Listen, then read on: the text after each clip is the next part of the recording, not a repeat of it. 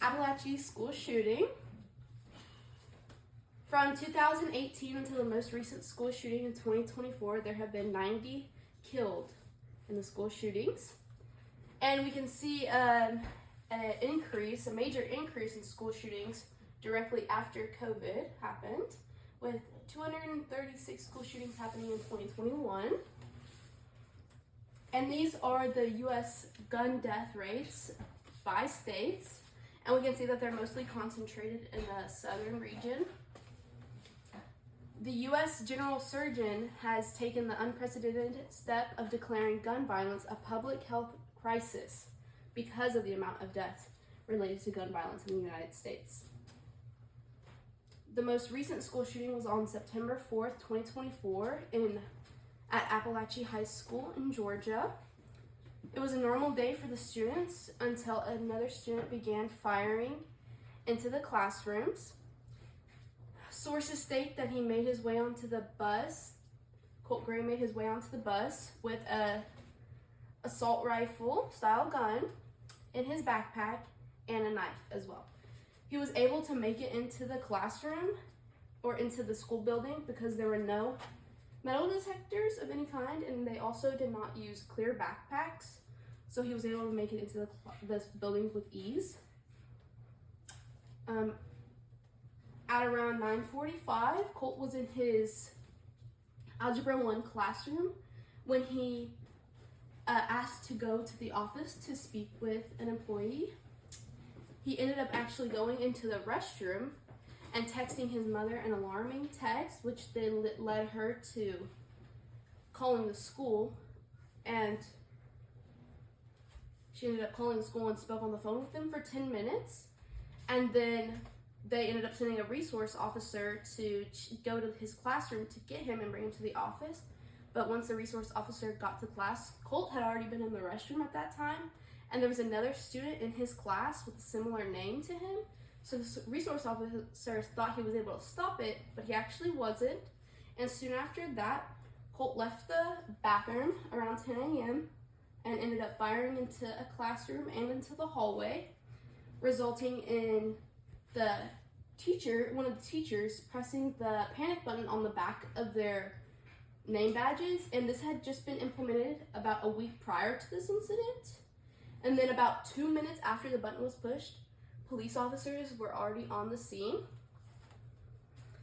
And according to the sheriff, 6 minutes after the panic button was pressed, Colt had already been arrested and detained. Colt was unharmed during this process because he was listening to the police officers, which allowed him to not be harmed. He was cooperative.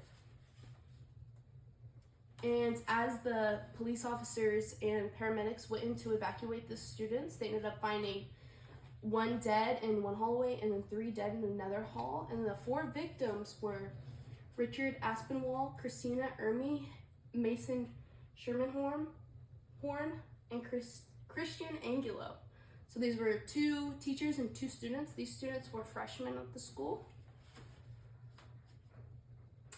So this was a premeditated event that took place. A police officer actually found a notebook, and Colt had planned this entire thing step by step. He predicted that he would kill 26 and injure 13, including the teacher.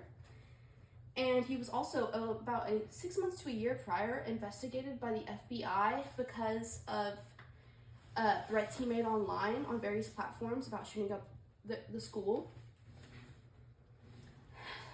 So Colin Gray was Colt's father, and he was actually arrested as well for 29 counts, which include 2 counts of second-degree murder, 2 counts of involuntary manslaughter, multiple counts of cruelty to children, and reckless conduct. He was charged with reckless conduct because he actually gave Colt the gun and ammunition as well as other accessories for the weapon. Colt was charged with 55 counts, including 4 counts of malice murder, aggravated assault, and cruelty to children.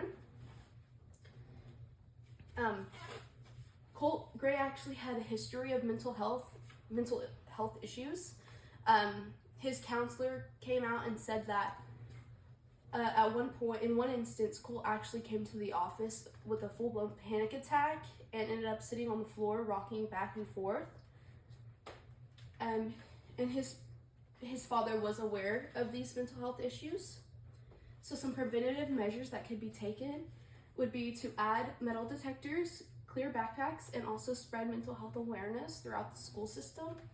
And unfortunately, these methods do cost money, and so the state government would have to provide more funding in order to get metal detectors implemented in all the schools.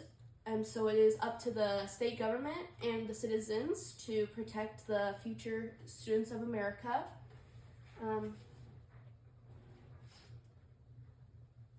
Yeah. Thank you. I have to record you guys there. Okay.